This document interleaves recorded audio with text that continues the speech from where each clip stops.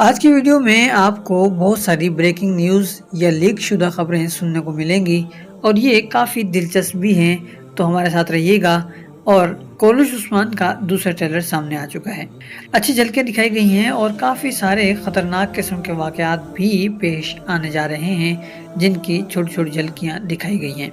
ایسا محسوس ہوتا ہے کہ اگر اسکرپٹ میں کوئی تبدیلی نہ کی گئی تو آنے والی قسطوں میں ایک بہت بڑی جنگ دیکھنے کو مل سکتی ہے، اور اس کی پہلی جھلک یا لیک شدہ خبر بھی ہمارے سامنے آ چکی ہے۔ یہ ہم آپ کو اس ویڈیو کے آخر میں بتاتے ہیں، تو ہمارے ساتھ رہیے گا۔ اس کے علاوہ آنے والی قسط میں بھی کافی سارے بہترین واقعات پیش آنے والے ہیں۔ مثال کے طور پر کراچی سردار عثمان غازی کا اتحاد اور تباہ ہوتا جہاز، لوکاس کا انتقام، صوفیہ کی آمد اور آتے ہی نقصان در نقصان، ان تمام واقعات پر تفصیل سے بات کریں گے۔ کچھ نئی خبریں بھی موجود ہیں، وہ بھی پیش کی جائیں گی، تو چلیے تفصیل سے بات کرتے ہیں۔ ساتھ ہی ساتھ آپ سے درخواست کرتا ہوں کہ اگر آسانی سے ممکن ہو اور آپ کا دل اجازت دے تو ہمارے ویڈیو کو لائک کیجئے، شیئر کیجئے، اور اگر آپ ہمارے چینل پر نئے ہیں تو چینل کو سبسکرائب بھی ضرور کر لیجئے گا۔ کولش عثمان کا دوسرا ٹریلر سامنے آ چکا ہے۔ ٹریلر میں جہاں صوفیہ نظر آ رہی ہے وہاں آرکادیوس مرتا ہوا بھی نظر آ رہا ہے، اور وہیں سب سے دھماکہ خیز چیز عثمانیوں اور کراسیوں کا آپسی اتحاد ہے اور تجارت شروع کرنا ہے، اور دیگر بھی کافی سسپینسفل واقعات موجود ہیں۔ اور ہاں، آپ گینجار کو تو ہرگز مت بھولیے گا۔ گزشتہ قسط کا اختتام بہترین رہا تھا۔ کراچی سردار نے اپنے مفادات کے حصول کے لیے لوکاس جیسے مضبوط ترین حلیف اور دوست کی پیٹھ میں خنجر گھونپنے سے بھی دریغ نہیں کیا، اور قرادین قلعے کو بچانے میں کامیاب ہو گیا، لیکن اپنے ایک بہترین دوست اور حلیف سے ہاتھ دھو بیٹھا۔ ساتھ ہی ساتھ عثمان غازی پر احسان چڑھانے میں بھی کامیاب رہا، مگر عثمان غازی قلعے میں کھڑے کھڑے ہی یہ احسان چکا دیں گے کہ یہ قلعہ اب تمہارے حوالے ہے۔ لیکن اب سوال یہ ہے کہ اب آگے کیا ہوگا، یا آگے کے واقعات کس رخ پر چلیں گے؟ تو اس والے سے دو ہی صورتیں ہو سکتی ہیں۔ ایک تو یہی کہ اگر کراچی سردار قلعہ قبول کر لیتا ہے تو ان قریب اس قلعے پر بھی حملہ ہوگا، اور نہایت زوردار حملہ ہوگا۔ اس سے پہلے یہ بھی ہوگا کہ عثمان غازی اور کراچی سردار کے درمیان ناراضی ہو جائے گی، اور ان دونوں کے درمیان اختلافات ہو جائیں گے، اور یہ ایک دوسرے سے دور بھی ہو جائیں گے۔ تو اب جب حملہ ہوگا تو اس بار کراچی سردار کو عثمان غازی خود بچانے آپ پہنچیں گے، اور یوں کراچی سردار کا احسان جو وہ پہلے ہی اتار چکے ہیں اب سود سمیت نہ صرف اتاریں گے بلکہ کراچی سردار پر بھی احسان چڑھا آئیں گے، اور پھر ان دونوں کی دوستی بھی ہو جائے گی۔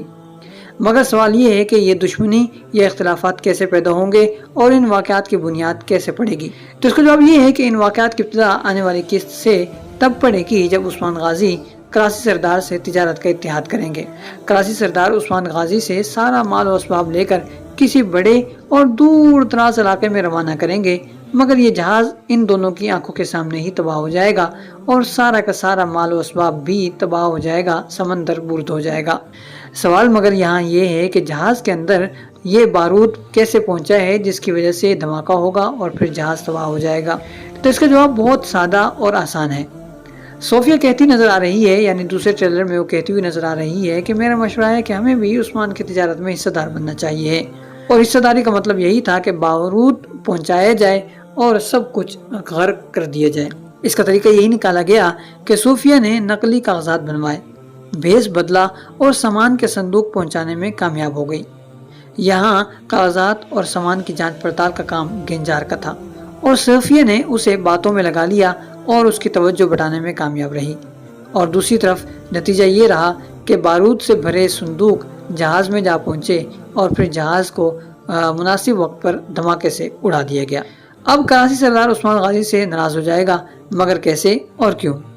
اس کا جواب یہ ہے کہ ایک اس گنجار کی نالائکی کی وجہ سے سب کچھ برباد ہو گیا کہ اس نے اپنا کام درست طریقے سے انجام نہیں دیا، اور جب تحقیقات ہوں گی تو یہ بات ثابت ہو جائے گی کہ گنجار ہی اصل مجرم ہے جس کی وجہ سے بارود جہاز پر گیا، اور پھر اس کے بعد یہ سب کچھ ہو گیا۔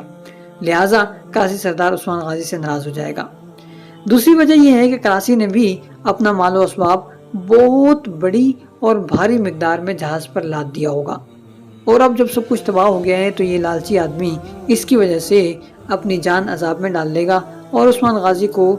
شدید ترین تنقید کا نشانہ بنائے گا، اور بات دشمنی تک اور اختلافات تک جا پہنچے گی۔ لیکن جہاں تک عثمان غازی کی بات ہے تو عثمان غازی نے یقیناً سارے انڈے ایک ہی ٹوکری میں نہیں رکھے ہوں گے، یعنی سارا مال و اسباب، جیسا کہ کراسی نے کہا کہ سارا مال جمع کر لو اور وہاں ڈال دو، تو انہوں نے ایسا نہیں کیا ہوگا اور اس وجہ سے ان کے مال کا کچھ حصہ بچ گیا ہوگا۔ مگر تجارت میں تو بہرحال بہت بڑا نقصان ہوا ہے، ایک تو کافی سارا مال بھی تباہ ہو گیا، دوسرا تجارت کے حوالے سے جو ایک زبردست قسم کا اتحاد بننے جا رہا تھا وہ بھی ختم ہو گیا۔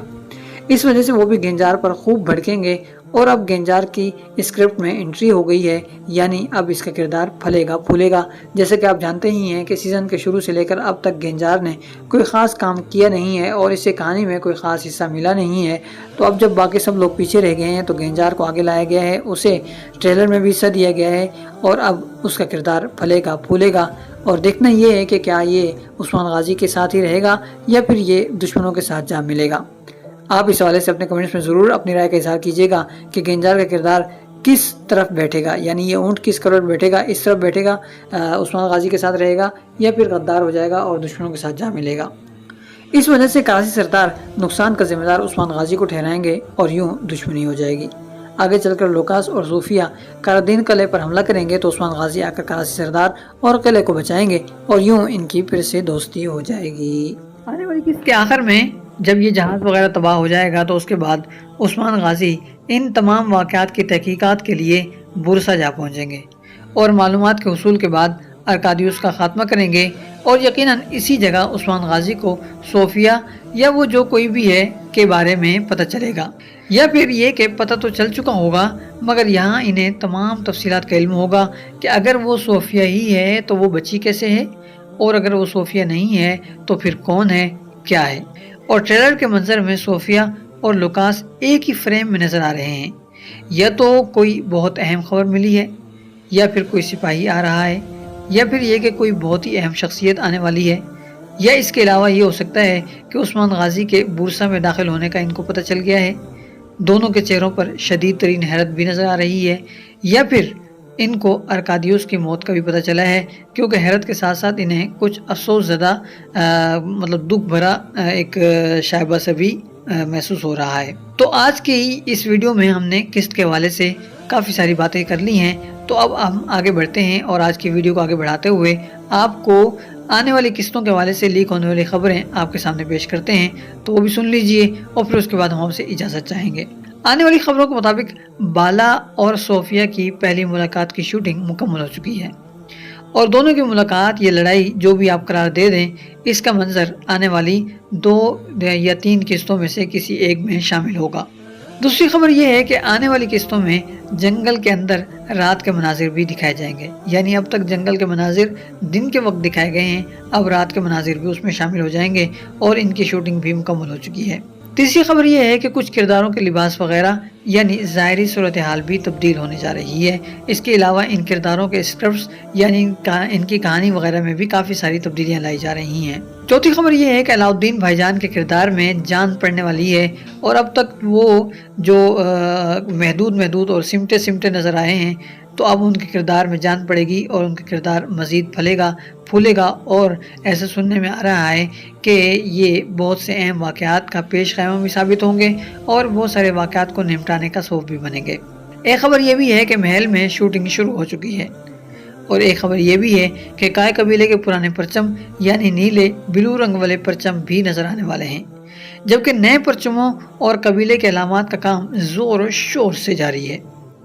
اس کے علاوہ ہرے بھرے میدان میں چند گاڑیوں کے ایک قافلے کی شوٹنگ ہوتی بھی دکھائی گئی ہے، جس کی تصویر سامنے آ چکی ہے۔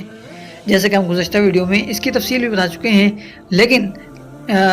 دونوں مناظر ایک ہی جیسے ہیں۔ ہم نے پچھلی ویڈیو میں ہم نے آپ کو یہ بتایا تھا کہ ایک